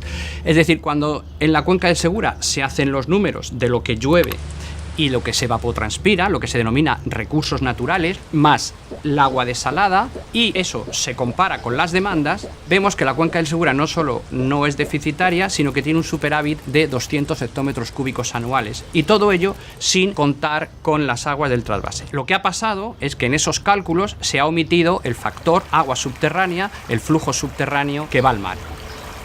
Recientes investigaciones de la Universidad Autónoma de Barcelona, mediante isótopos de radio, han determinado que ese flujo subterráneo de agua que va al Mediterráneo puede ser hasta 15 veces superior al flujo fluvial, que por cada río Segura o cada río Júcar puede haber hasta 15 ríos Júcar y 15 ríos Segura que se van al mar. Eso lo decían los redactores del anteproyecto del trasvase Tajo-Segura en el año 67. Eso lo decía el Instituto Geológico y Minero de España después, en los años 70, donde hablaba de un trasvase hidrogeológico de la mitad norte de la cuenca del Segura hacia el Mediterráneo. Hay un flujo importante de agua subterránea que no se ha considerado en el balance, pero ese agua es recurso natural y por tanto hay que incluirlo. Cuando lo incluimos nos damos cuenta que la cuenca del Segura no es deficitaria. Francisco Turrión ha dirigido 80 sondeos y 80 pozos en la cuenca del Segura, lo que le convierte en uno de los pocos hidrogeólogos de España que conoce a fondo esta materia. Nos habla sobre sus descubrimientos cuando trabajó en la batería estratégica de pozos de sequía, que aparecen en publicaciones científicas. La batería estratégica de pozos de sequía se plantea justo cuando el gobierno de Zapatero deroga el trasvase del Ebro. Aquí había una tensión muy grande, había una sequía, la sequía 2005-2009, no había alternativas, las desaladoras no estaban construidas y a mí se me propone en un momento determinado si yo dirigiría la perforación de pozos para ver las potencialidades de agua y suplir el riego de las acequias de aquí de la huerta de Murcia. Cuando yo vi que haces un pozo de 400 metros de profundidad, atraviesas unas margas, tocas una caliza y el agua sube y sale sola a la calle y es agua de beber, cuando tú pones esos pozos y ves sacar 100 litros por segundo de agua cristalina en los pozos de la zona de Gin o aquí en Murcia y tomas niveles constantemente durante 10 años y ves que no solo el acuífero no se vacía, sino que incluso algún pozo se hace surgente, cuando recapitulas aquella información del Instituto Geológico y Minero, como el estudio hidrogeológico Cazorla-Ginjecla o Alto Júcar, Alto Segura, que ha sido sacado de la planificación, no se tiene en cuenta con esos estudios, dije, aquí puede ser que todo lo que me han contado hasta ahora no sea cierto. En 2005, la ministra Narbona inaugura el primer pozo. A los 3 años, la cuenca del Segura acumula 80 pozos en los municipios de Murcia, Orihuela, Ellín, Lorca y Puerto Lumbreras. Toda esa batería, junto con los pozos de sequía del sinclinal de Calasparra, que ya estaba hecho 10 años antes, fueron capaces de movilizar en el entorno 135 hectómetros cúbicos año. Todo eso funcionó estupendamente hasta 2009, no hubo manifestaciones, nadie se fue a Madrid a pedir el trasvase del Ebro, ni que el Tajo mandara más agua. Pero nos preguntamos si la opinión pública llegó a conocer la existencia de estos pozos. Un día mi jefe, en aquel tiempo Manuel Aldeguer, me dice: vienen de Telecinco a hacer un programa y quiero que les enseñes todos estos pozos funcionando para que la opinión pública vea que esté tranquila, ¿no? Que en Murcia, aunque haya sequía, los embalses de Entrepeñas y Buendía estén medio vacíos y de la cabecera del Segura también, pues que aquí hay agua y se vea, ¿no? Incluso había unos pozos al lado del propio río Segura, Malecón, donde la gente haciendo footing en el entorno urbano de la ciudad veía un chorro de 140 litros por segundo de agua cristalina y la gente se lavaba la cara y muchos inmigrantes se bañaban en ese agua. Y estuvimos una mañana con una productora de Telecinco explicando todos los pozos, poniéndolos en marcha. Y cuando pasaron 15 días o un mes me llamó la periodista para otra cosa y le digo: oye, ¿cuándo vais a publicar esto? No, dice: es que en mi cadena han dicho que esto, en fin, le han dicho de Murcia, el del gobierno regional, que no sería bueno que esto se supiera, que esto no es eso y no se va a publicar. Bueno, pues todos esos pozos funcionando, nadie los ha visto funcionando porque no hay interés que se vea. Pero es más, si entramos en la página web de la Confederación, no verá ningún pozo echando agua. Y son 60 pozos que costaron 50 millones de euros, que todos los años también cuesta un montón de dinero ponerse en marcha y que no los enseñan. ¿Por qué no enseñan nuestra propia agua? Porque el día que los murcianos vean su propia agua, les va a dar igual el Tajo. Van a exigir la suya. Nos interesamos por saber si en el subsuelo de Murcia capital también hay agua. En la ciudad de Murcia hay unos 200 edificios que de forma constante y continua, sobre todo los que tienen 2 sótanos, tienen que estar achicando agua del subsuelo y lanzándola, mandándola a la red de alcantarillado para que los coches no se inunden. Si en Murcia se fuera la luz durante 24 horas, 48 horas, muchos coches de los segundos sótanos y terceros sótanos acabarían con el agua hasta las cristales. Un agua que no solo los vecinos tienen que pagar la luz eléctrica de impulsar ese agua y sacarla del sótano, sino que el Ayuntamiento de Murcia, gestionado por una empresa del grupo Suez, les cobra un peaje por llevar ese agua a la red de alcantarillado y depurarla en la depuradora de Rincón del Gallo. ¿Por qué llevamos agua limpia a depurar a la depuradora de Rincón del Gallo? ¿Por qué los regantes de Murcia no pueden utilizar ese agua para regar? Porque el plan hidrológico dice que la cuenca del Segura, al ser deficitaria, no se pueden dar concesiones. Es decir, te deshaces del agua, la tienes que tirar al alcantarillado, pero no puedes usarla. Nuestros embalses han alcanzado niveles de sequía insólitos en los Hemos vivido el peor año hidrológico del último lustro. Y no cae ni una gota de agua. ¿Cuándo va a llover? Es que no hay agua. A diario escuchamos en los informativos cómo se encuentran las reservas de agua de nuestra provincia o región. Pero quizás esta información está sesgada. Hay una cosa curiosa. Si nosotros estuviéramos ahora mismo en Mallorca y pusiéramos la radio, la noticia que oímos es: la situación hídrica está al 70%. La continuación de la noticia es: los acuíferos de Mallorca han experimentado un descenso o un ascenso y el agua se ha situado al 70%. Cuando esa misma noticia cogemos un avión y nos vamos a Madrid o a Toledo o a Murcia y ponemos la misma radio, la noticia que vemos es: la situación de los pantanos está al 70%.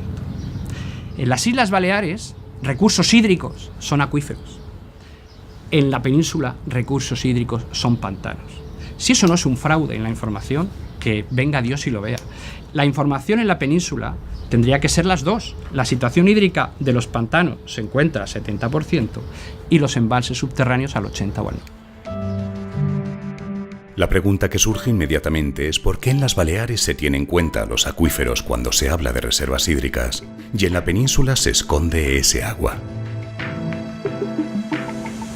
Pues quizá porque las Islas Baleares no van a hacer nunca trasvases y no tienen por qué esconderle el agua a la opinión pública. ¿Por qué en la península ibérica nos esconden el agua que no vemos, el agua subterránea? Porque en mi opinión hay varios intereses. Está el lobby del hormigón, el que lo que pretende es convencernos de que hay que hacer más presas, más trasvases, más canales y más desaladoras porque no hay agua suficiente. Luego hay un segundo interés, el interés de las empresas agroexportadoras y los aguatenientes, ¿no? Ellos quieren que el reparto del agua que está hecho seguir así y que el gobierno no oferte más agua a los pequeños y medianos regantes para que no se crean nuevas empresas de exportación de productos hortofrutícolas. Y tercero es el negocio del agua privatizada, el agua urbana, donde empresas privadas, semipúblicas, están gestionando el agua de abastecimiento y también les interesa hacernos creer que hay muy poca agua, que no hay agua suficiente, para así cuando nos suban el recibo todos los años, un 8%, un 10%, no protestemos porque pensemos que no tenemos agua suficiente. Año tras año, la Asociación de Pueblos Ribereños de Entrepeñas y Buendía, asociaciones ecologistas y organizaciones en defensa del Tajo denuncian que el agua sustenta varios negocios en la cuenca del Segura. Uno de ellos, la ampliación constante de regadíos ilegales. Queremos saber qué tal cae en Murcia la palabra auditoría. La palabra auditoría nos gusta y creo que es fundamental. La exministra Narbona, cuando estuvo hace un par de meses aquí en Murcia en una jornada de agua de Torre Pacheco, habló de que había que hacer una auditoría. Es lógico. Los ciudadanos tienen que saber por qué ellos no han podido ampliar regadíos y otros sí. Igual que ahora se ha publicado la lista de morosos, tendremos que saber cuáles son las 50 firmas, empresas o particulares, los que se han beneficiado de esas 60.000 nuevas hectáreas de regadío que no tienen amparo legal y que el propio Plan Hidrológico del Segura reconoce que son 68.000 hectáreas que no están inscritas, que no están registradas. Desde muchos sectores se pide que se levanten inmediatamente esas miles de hectáreas ilegales. Pero Turrión nos sorprende ofreciendo otra visión y soluciones diferentes. ¿Vamos a levantar los regadíos? ¿Se han levantado alguna vez? Si en 50 años no se ha quitado ni una mata, vienes con las mismas herramientas que has tenido 50 años y vienes tú a quitar 60.000 hectáreas de regadíos ilegales. En mi opinión, también esos regadíos pueden ser satisfechos con la propia agua de la cuenca del Segura. ¿Qué es lo que tenemos que hacer de aquí en adelante? Tenemos que introducir en el Código Penal el delito contra los recursos hídricos. Tenemos que considerar que un nuevo regadío es como una plantación de opio. Tiene que entrar el Seprona por mandato judicial y quemarlo. Hasta que la ciudadanía no vea que si tú haces una cosa de esas, te la van a levantar el invernadero, la plantación y aparte de las multas, sanciones, etcétera, y puedes acabar en la cárcel, no pararemos los regadíos ilegales. Pero también tenemos que arbitrar medidas para que el desarrollo rural del interior de la cuenca, donde a toda esa gente no se les ha permitido ni siquiera echar un chorrito de agua a un almendro de secano para que no se pierda, hay que permitir regadíos sociales, regadíos sostenibles, regadíos de bajo consumo, regadíos donde para regar una viña son 1.500 metros cúbicos por hectárea y puede beneficiarse mucha gente, ya no solo del Segura, sino del Guadiana e incluso del Tajo.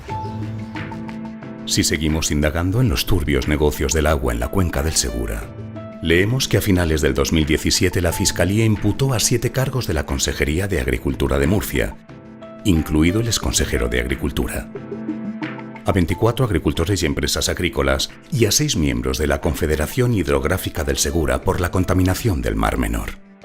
En abril de 2018, se imputan a altos cargos del gobierno regional por el pelotazo de 600 millones de euros con la desaladora de Escombreras en Cartagena. El caso Pokémon, que estaba en Galicia y otros puntos, opera también en Murcia. Y tenemos pendiente de auditorías los peajes, la intranet del agua, la ampliación de riegos ilegales y conocer si el trasvase ha servido para construir campos de golf y urbanizaciones turísticas. Ante tantos casos de corrupción, resulta difícil creer que el agua del trasvase se esté utilizando únicamente para cubrir primeras necesidades. Yo quiero mandar un mensaje a los usuarios y a los ciudadanos de Entrepeñas y Buendía y del Tajo. Creo que hay que enfocar no en el hecho de que en Murcia se esté utilizando ilegalmente el agua del Tajo, sino convencer a los murcianos de que tienen agua suficiente sin tener el Tajo, de que tanto Castilla-La Mancha, tanto los ciudadanos de Entrepeñas y Buendía y los ciudadanos del Tajo tienen que unirse con los de la cuenca del Segura, a los que se les dice que no tienen agua, para demandar transparencia, para demandar datos, información, para que vean que podemos satisfacer las demandas existentes con el agua que tiene la cuenca del Segura sin trasvase.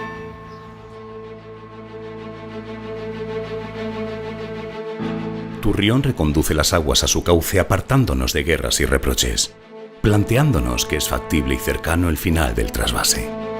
Pero ¿en cuánto tiempo y con qué cantidades se sustituiría? la tesis que plantea el informe de Greenpeace, haciendo más pozos y haciendo un uso sostenible de ese agua subterránea y de ese flujo subterráneo que acaba yéndose al mar, utilizando recursos renovables, no reservas, recursos renovables anuales, 200 hectómetros, y utilizando 200 hectómetros de agua desalada, que mezclada ambas, el precio-coste del metro cúbico bajaría bastante. En 3 años podíamos perfectamente, la cuenca del Segura, desengancharse del trasvase Tajo Segura y de cualquier otro. Se deja la infraestructura para que nadie se ponga nervioso por si pasara una desgracia en los siguientes 10 años, pero llegaríamos a un momento que ya no es necesario que estemos manteniendo esta infraestructura con directores españoles. Las conclusiones de Turrión chocan con los intereses de muchos sectores. Pero las evidencias científicas muestran claramente cuál debería ser el camino a seguir por nuestros gobernantes. El trasvase lleva funcionando desde 1979. 40 años secuestrando aguas al Tajo. 40 años secuestrando las aguas del Segura. Ha llegado el momento de abrir los ojos y cerrar la guerra del agua.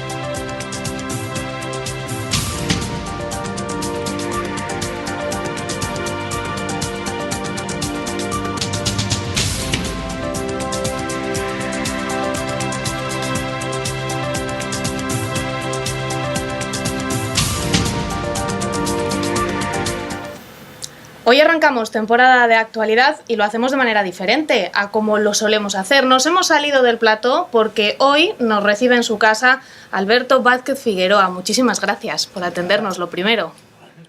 Bienvenido. Usted es escritor, es conocido periodista, es inventor y tiene una vinculación muy especial con Guadalajara. Sí, mi abuelo, mi familia es de Guadalajara. Mi padre nació en Guadalajara y mi abuelo fue el arquitecto municipal. Antonio Vázquez Figueroa fue el arquitecto municipal. Y yo recuerdo que cuando veníamos de África, pues nosotros estábamos en África, veníamos a la casa familiar que había construido mi abuelo, que hoy en día es el asilo de ancianos, que mi familia, mi abuelo, se la donó a los ancianos, porque una hermana de mi padre quería ser monja, pero estaba enferma y entonces no podía ser monja, y entonces se quedó a vivir con la casa y al final se quedó como asilo de ancianos. Y recuerdo que hace 5 o 6 años volví por allí a ver a las monjitas y había una que se acordaba de aquella época y estuve visitando todo el jardín, que ahora es un jardín que entonces era un huerto muy grande, donde recuerdo que había gallinas y gallos y conejos y yo disfrutaba mucho, yo era muy pequeño. Y mi abuelo fue el que hizo el mercado municipal y la estación, creo que también, de Guadalajara. Luego él murió antes de yo nacer. Pero bueno, mi abuela y mis tíos vivieron allí mucho tiempo. Hoy venimos a su casa no para hablar de su faceta de escritor ni de periodista, que tendríamos mucho de qué hablar, sino para hablar de su faceta de inventor. Últimamente está volviendo a la actualidad otra vez la guerra del agua, los problemas que hay con el trasvase Tajo Segura, y le queríamos preguntar si existe otra manera de satisfacer la demanda del Levante, que no sea a través del trasvase. Esa solución existe hace casi 20 años. Yo la di, el gobierno español la adoptó, se gastó millones de euros en estos proyectos, que es las grandes desaladoras de la presión natural que se iban a hacer en toda la costa española para solucionar el problema del agua y producirles un agua muy barata. La primera se hacía en Almería, luego iba otra en Águilas y otra sucesivamente por el resto. Como digo, el gobierno español, y aquí está firmado por Aquamet, o sea, aguas del Mediterráneo, no es una cosa mía, ellos cogieron mi patente, desarrollaron este estudio, en total con esto lleva unas 3.000 páginas, y se decidió que se podía producir agua prácticamente gratis. Es un sistema sencillo, es lo que se llama una central de bombeo. La central de bombeo en los ríos es subir agua a unas determinadas horas, bajarla en otras, aprovechando la diferencia de tarifas. Cuando subes es más barato, cuando bajas. Mi proyecto, mi idea es hacerlo igual, pero con agua de mar. Subir agua de mar a una montaña cercana a la costa, que en España está toda la costa rodeada de montañas, con energía nocturna, o sea, en las horas bajas, fines de semana, horas nocturnas, cuando sobra mucha energía, y también utilizando molinos de viento, pero molinos de viento muy modernos, pero que no producen electricidad, sino simplemente suben agua constantemente, haya poco viento o haya mucho, van subiendo agua. Cuando ese agua está a una altura determinada, 400 metros, una tubería, por presión natural, actúa sobre las membranas de ósmosis inversa.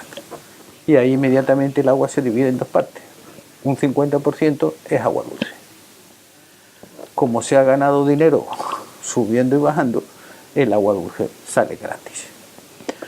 El gobierno hizo este estudio, tardó año y pico.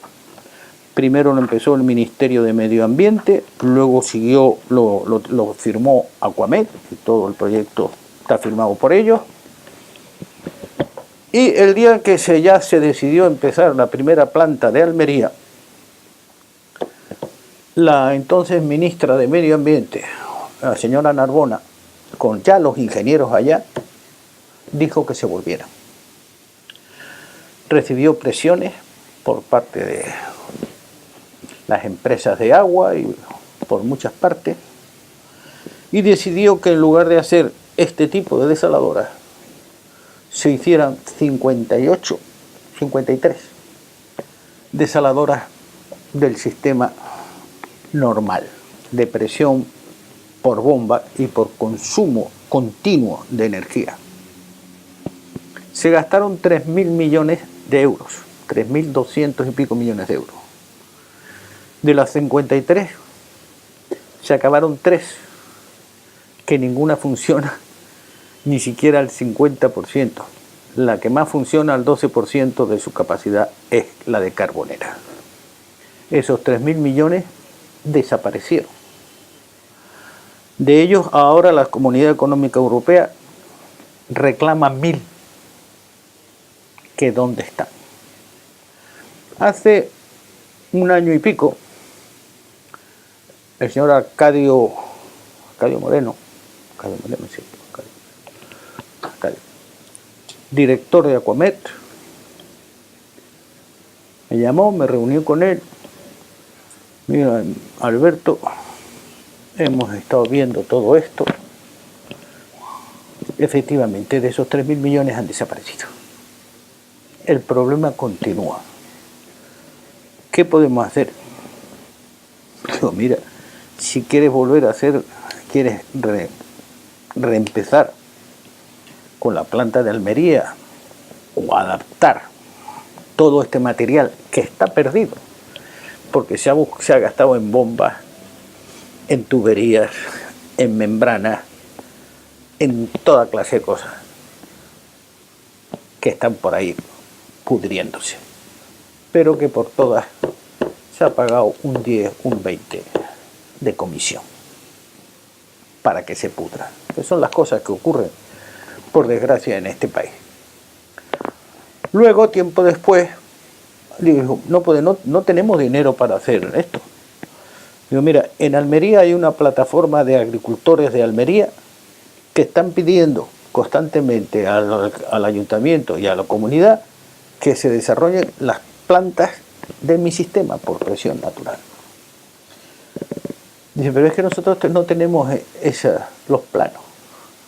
Habían perdido en Acuamet y en el Ministerio de Medio Ambiente, lo habían perdido. Alguien lo había perdido, todos los estudios. Los estudios son 3.000 páginas, y en los cuales, por ejemplo, este estudio, con todos los informes, con las miles de páginas que contiene, desapareció. Del Ministerio de Medio Ambiente, a pesar del mucho dinero que se habían gastado, y de Acuamet. Pero lógicamente yo tengo copia, la tengo aquí.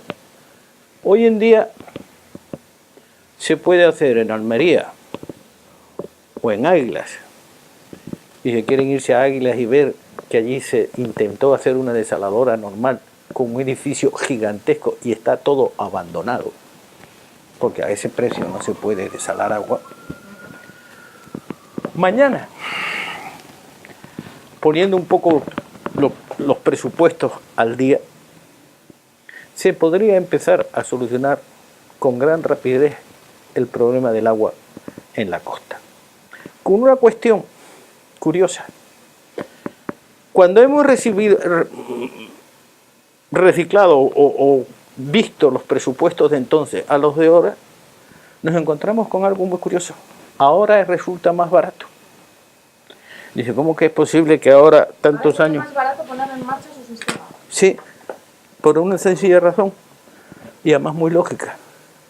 En aquel tiempo, año 90 y tantos, tú le decías a una fábrica de cemento que querías tantas toneladas de cemento para hacer una... Y te decía, bueno, te la daré en tal época y a tal precio. ¿Por qué? Porque estábamos en el boom de la construcción. Y ellos lo que les sobraban eran pedidos y ponían el precio que les daba la gana. Ahora tú vas a una cementera y le dices, necesito tantas toneladas, ¿a cuánto? ¿Y quién? Y te hago un rebaja y un 20%. Y al de las tuberías lo mismo, y al de los ladrillos lo mismo. Y desgraciadamente al obrero lo mismo. En aquel tiempo llamabas a un obrero para hacer una desaladora ahí y te decía, bueno, pero es que me pagan más por hacer apartamentos en la costa de Murcia. Ahora te dice, no, ojalá. Con todo, los precios han disminuido. Precios de construcción. O sea que lo que alguien pretende, no pretende, está logrando, es que haya una lucha y un enfrentamiento político y humano con respecto al agua. Pero las cosas están aquí y los documentos están firmados por ellos, incluso por el ministro. Aquí está el ministro Miguel Arias Cañete. Y recuerdo, y además no estoy hablando ni de derechas ni de izquierdas, en este caso tan culpables son unos como los otros, y no hay excepción. El primer ministro de Medio Ambiente con el que yo traté de este tema fue con el ínclito Jaume Matas. Y recuerdo que en cierta ocasión nos reunimos en el ministerio, él hizo una reunión para hacer una comparación entre el precio de mis desalados del agua, según mis desaladoras, o lo que resultaría el precio del trasvase del Ebro a Almería, no ya del trasvase Tajo Segura, que ya estaba hecho. Ellos pretendían entonces hacer un trasvase del Ebro hasta Almería. Empezamos a discutir, a hablar, empezaron a darme argumentos y al final le dije, mira, Jaume, déjame de bobadas, porque es que me estás tomando por idiota. Si tú quieres hacer un trasvase desde el Ebro a Almería, y el mapa está así, pero no quiere decir que el agua caiga sola, como tampoco ocurre en el trasvase Tajo Segura, el mapa está así, pero el agua no corre cuesta abajo. Lo lógico hubiera hecho un primer trasvase desde el Ebro hasta Castellón. Son 110 kilómetros, bastante plano, solo hay una cuestecita. El coste del metro cúbico de enviar el agua hay que impulsarla, no se va sola, es 0,16 kilovatios hora metro cúbico. O sea que calcula los que por cada 100 kilómetros calcula, sabes a qué precio te va a salir el agua allí, ves si el tema funciona. Si hay bastante agua, empiezas a cobrar, vuelves a invertir, sigues hasta Valencia y así se hacen las cosas. Pero no. Habéis diseñado un trasvase del Ebro a Almería y habéis empezado por expropiar unos terrenos en Almería donde con suerte llegaría el agua dentro de 25 años, si es que hay agua para llegar. Se han expropiado esos terrenos, se han metido por debajo una tubería, se han vuelto a tapar y se han vendido a una urbanizadora. Y se ha hecho algo parecido por Murcia y por varios sitios. O sea que no sigamos diciendo boberías. Esto es una estafa donde, si lo conseguís, van a ser cientos de miles de millones. Y ahí se acabó la discusión. Cambió el gobierno, vinieron los socialistas. Y recuerdo que con Zapatero insistía en que tal y que cual y que sí, que lo vamos a hacer, sí, que yo te prometo que ya he dado orden de que todo esto vaya adelante. Y su gente, hasta que un final, un día le dije, mira, el problema entre tú y un líder es que cuando un líder dice una cosa, todo el mundo la hace boca abajo, lo hace, punto. Tú dices las cosas y nadie te hace ni puto caso, de tu propia gente. Y así acabaron como acabaron las cosas. Y así no se hizo esto tampoco. ¿Qué va a pasar? Desgraciadamente, para las personas de la región, les seguirán robando su agua.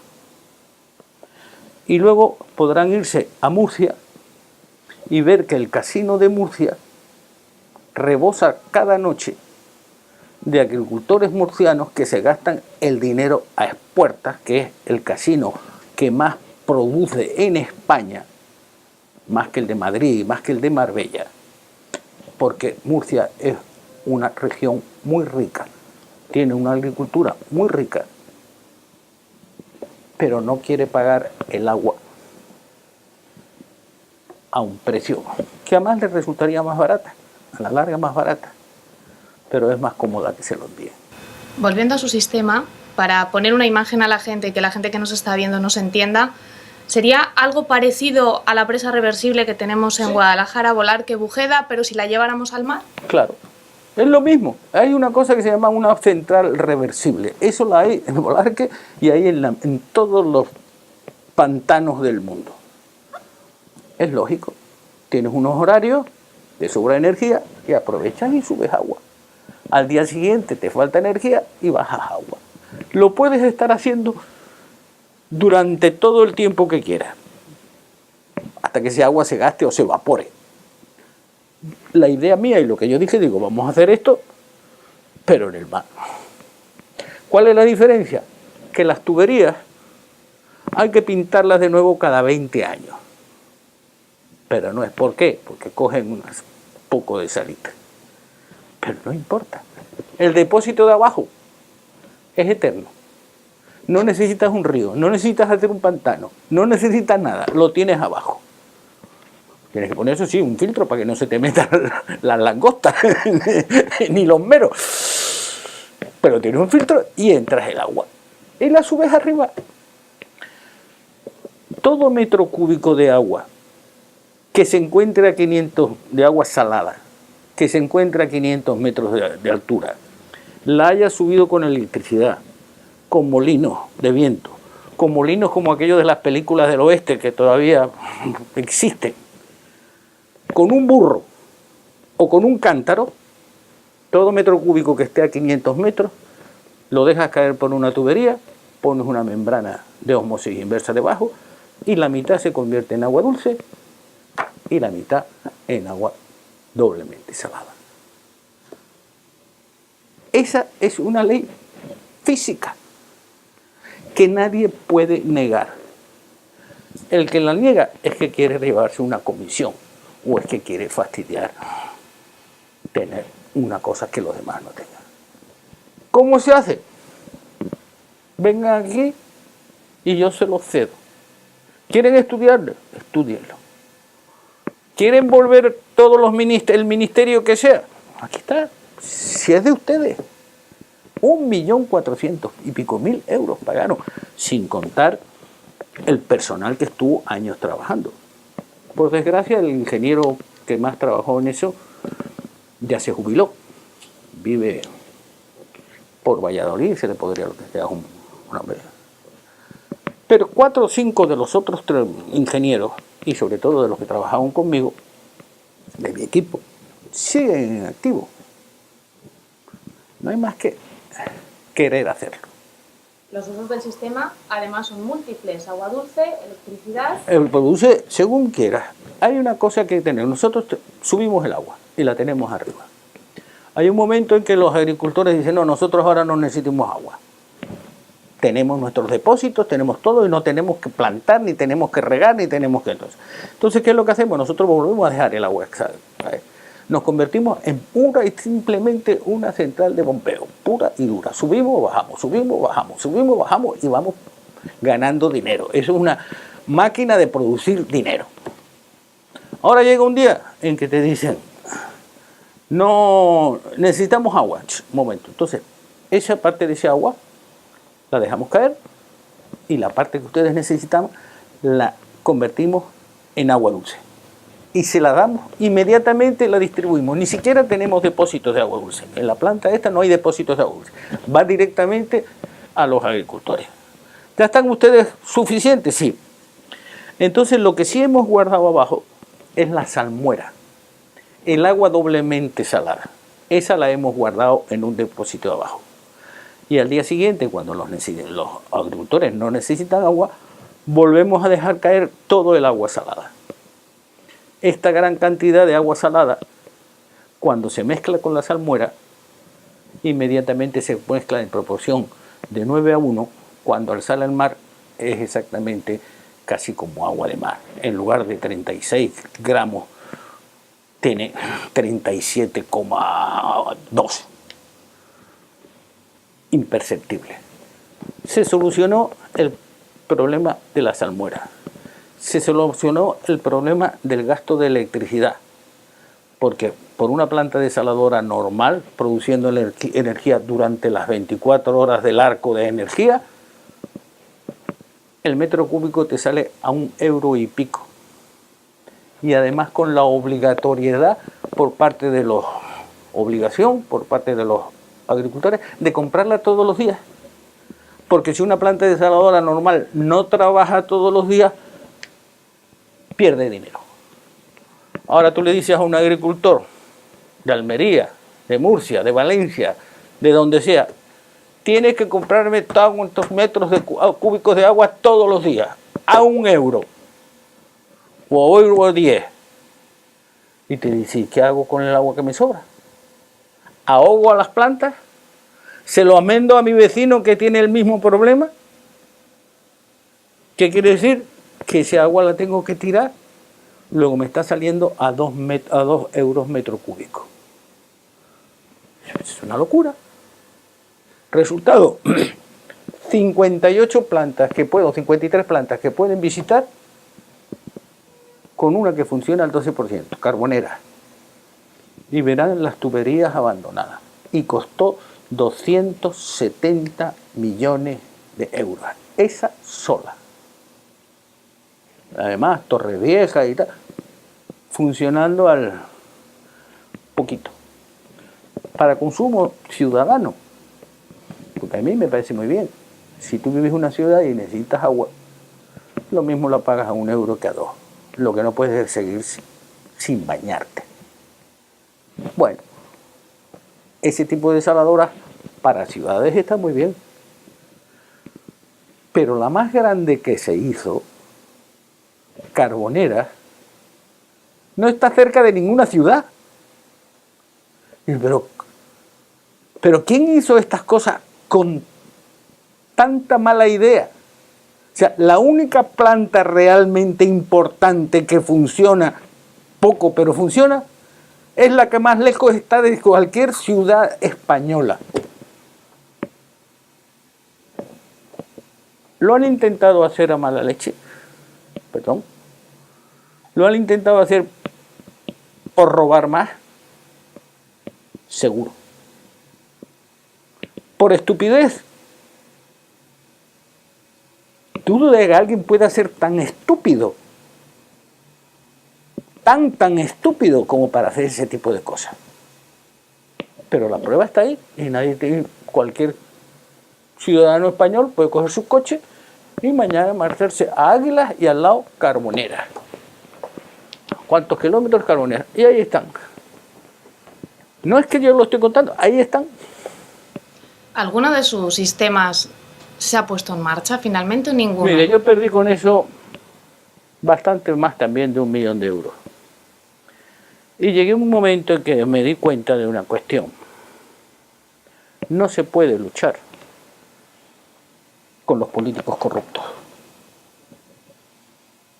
Y no se puede luchar junto a los políticos no corruptos porque desgraciadamente no encuentras ninguno.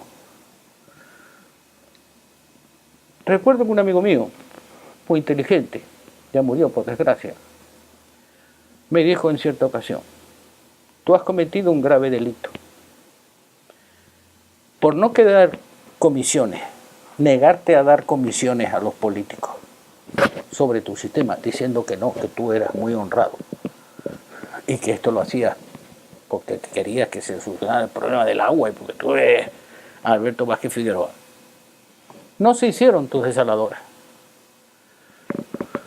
Y las comisiones y el dinero sucio se los llevaron otras. ¿Qué conseguiste con eso? Que los que se tenía que ganar dinero se lo ganaron igualmente o más, que la gente que tenía que tener agua no la ha tenido, que los que podían haber sembrado no han sembrado, los que podían haber tenido una vida cómoda o más cómoda no la han tenido, y todo eso por tu honor. Me dijo, tu honor no vale tanto. Y tenía toda la razón. Mi honor y mi sentido de la decencia no vale el mal que se ha causado y el dinero que se ha robado. O sea que si ahora vinieran a proponérmelo, me lo pensaría 2 veces. A veces, desgraciadamente, en el mundo que vivimos, para llegar a un buen fin, tienes que elegir un mal camino. Y yo tengo una prueba ahora. Yo he diseñado una nave para salvar a los náufragos.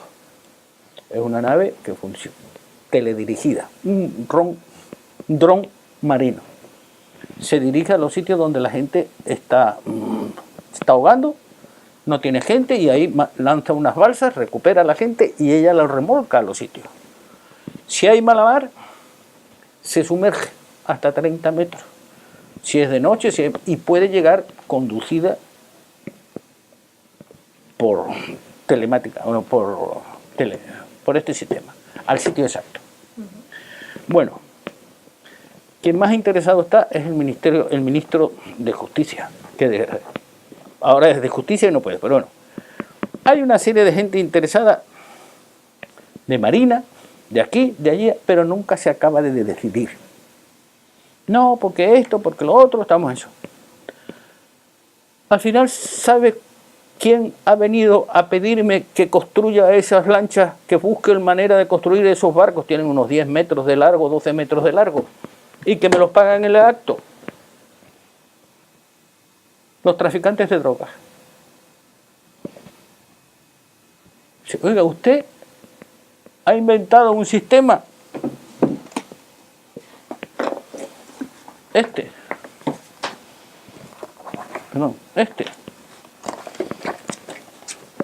de un barco que camina solo, indetectable, y que si lo capturan con 3 toneladas de hashish, no hay nadie a bordo. Sí. ¿Cuánto cuestan? Le compramos 50. Y para llevar la cocaína desde México a la costa californiana y desde Colombia y Venezuela a Miami, ¿cuánto cuestan? Digo, coño, pues cada uno de ellos sale, los ingenieros han hecho un cálculo, así el más caro de 10 metros y tal, saldrá poco más caro que un coche de gama alta. 150, 200.000 euros. No llega a 200.000 euros. Porque todo lo que hay está ahí, se compra, los motores, las baterías, todo. Y dice, ¿eh? Mucho más barato que una lancha de esa que van a toda leche. Uno tiene que tener el conductor que se juegue, los conductores que se jueguen en la vida. Si vienen, se sumerge a 30 metros y nadie la ve. Y dices, coño, pero este es de loco. ¿Y sabe lo que me dijo el tipo? La única manera de que las autoridades le hagan caso para salvar náufragos y se construyan estos barcos es que primero los construyamos nosotros y demostremos que funcionan. Si no, le van a decir que es que eso no funciona. Ahora, cuando haya 20 de esos barcos llevando hashish desde Marruecos a España, dirán, oye, esto funciona. Y entonces le llamarán. Y digo, si es que al final es lo mismo. Si quieres llegar a un buen lugar, tienes que elegir un mal camino. Si eliges el camino de la decencia, te cortarán las patas. Antes hablaba del precio del agua. Según hemos consultado en el 95, los regantes pagaban 10,96 céntimos de euro por metro cúbico de agua.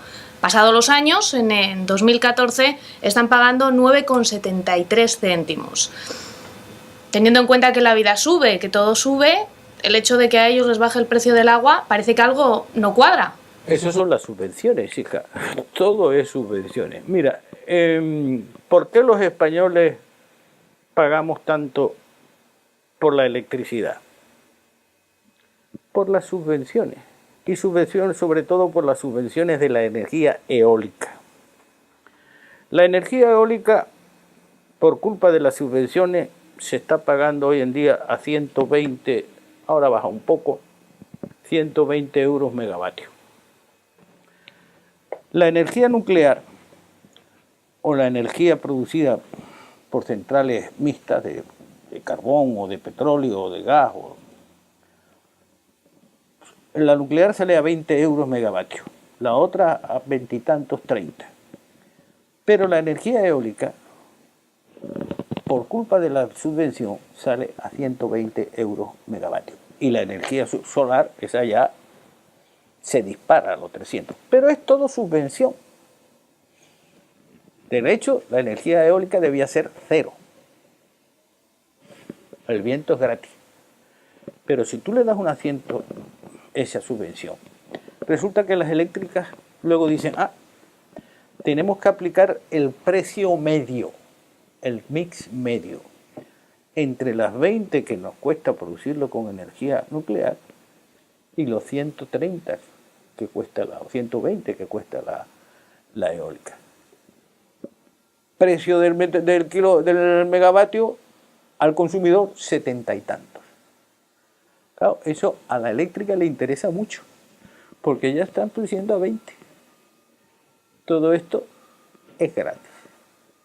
Y además se está llevando, como también tienen con las eléctricas, con las eólicas, también tienen un porcentaje de eso. Hace mucho tiempo, cuando estuvo aquí Al Gore, el vicepresidente, con aquel famoso, ¿cómo se llamaba? Una verdad incómoda, me invita con una serie de gente a Sevilla, allí a la Cartuja, a un hotel maravilloso. Todos aquellos, quería que yo fuera uno de sus apóstoles en España. Y empezó allí, a caminar, como un predicador de estos de las televisiones americanas, bla, bla, bla, bla, hablar de su... Y de repente dice, lo que tiene que hacer España es invertir más en aerogeneradores. Y yo me levanté y le dije, mire, señor Al Gore, pero usted perdone, pero en España la máxima demanda de electricidad ya no se da en invierno, se da siempre en verano. El máximo que hemos llegado en los meses de julio, un día se llegó a una demanda de 38.000 megavatios hora. ¡Pum! Una punta en verano por culpa de los aires acondicionados. Ya los inviernos no son tan duros, aquí el duro es el aire acondicionado. Quiere decir que en verano es la máxima demanda de electricidad en España, y por el turismo y por una serie de cosas. Pero se da una curiosa circunstancia. En verano la meseta castellana se recalienta. Y de eso ustedes saben mucho. Cuando la meseta castellana se recalienta, los vientos que vienen del mar chocan contra ese recalentamiento y ascienden en forma de columna. De tal manera que durante el día, en toda la meseta, toda España, los aerogeneradores durante el día y las horas de más calor apenas se mueven y apenas producen ninguna electricidad que ayude en ese momento clave. Sin embargo, allí a las 6 de la mañana con la fresca, algunos se mueven en verano, producen una electricidad que mandan a la red y que cobran a 120 euros megavatios en unos momentos en que no la necesitamos para nada y se tira. O sea que yo creo que lo que usted ha dicho a España le va como a un Cristo dos pistolas. No dije eso, pero vamos. Bueno, me dice, no es momento para discutirlo aquí. Venga a mi suite en el descanso. Se hizo un descanso, me fui a su suite y me recibió su segundo de a bordo, un tal Verde, muy metido en la política de los Estados Unidos y otras de esas, un tipo de origen hispano. Y me dice, al señor Al Gore le ha molestado, está cansado y además le ha molestado mucho lo que has dicho. Digo, hombre, lo suyo no es una verdad incómoda, no va diciendo por ahí que lo suyo es una verdad incómoda. iros al infierno del señor Algor y tú. Cogí el AVE y me volví a Madrid. Bueno, a los 20 o 20 y tantos días, leo en la prensa que el señor Algor ha comprado el 15% de Abengoa, que es el principal productor de aerogeneradores de España y uno de los primeros del mundo. Y al poco tiempo el señor Algor desapareció del mapa de la atención mundial. Las cosas son así y yo simplemente las digo como son. Que se molestan unos, que se molestan otros. ¿Qué van a hacer? ¿Pegarme un tiro? A mí todos los tiros que me pegaban, me tenían que pegar, me lanzaron durante 7 u 8 guerras en las que estuve, o 9 que estuve. Ya me pagaron los suficientes 30 tiros. Y no me dieron. Bueno, me dieron uno, nada más. ¿Qué quieren decir que no es verdad? Ahí está. Y aquí está. Y ahí está. ¿Quieren solucionarlo? No lo quieren solucionar. No lo quieren solucionar. Yo ya hice bastante. Una última pregunta. ¿Cree usted que acabaremos alguna vez con la guerra del agua? La guerra del agua es la que ha llevado a todas las civilizaciones al desastre. Si miras la historia de las civilizaciones, solo hay 3 cosas que puedan acabar con el ser humano. La primera, la falta de agua. Lógica. El ser humano, tú puedes estar, yo he llegado a estar una semana sin comer en medio del desierto, pasando un hambre, pero no puedo pasar más de 24 horas o 48 horas sin beber. Sin agua, el ser humano y todo lo que le rodea y toda vida desaparece. La segunda cosa que acaba con el ser humano son las guerras. La destrucción, porque creo que debe ser el mío. Y la tercera son las religiones. Esas son las 3 cosas que pueden. Y luego ya queda como más remota que venga un meteorito y lo pegue en la cabeza y acabe con todos nosotros, pero contra eso ya no se puede hacerla. Pero las guerras del agua, mientras hay algunos que ganen y otros que pierdan, y los que ganen son siempre los poderosos y los que pierden son siempre los débiles, siempre habrá guerras del agua. Pues don Alberto Vázquez Figueroa, muchísimas gracias por recibirnos en su casa. Se puede decir más alto, pero no se puede decir más claro. Muchísimas gracias por atendernos en su casa y por contarnos todas estas cosas sobre su sistema. Muchísimas gracias. Gracias a vosotros.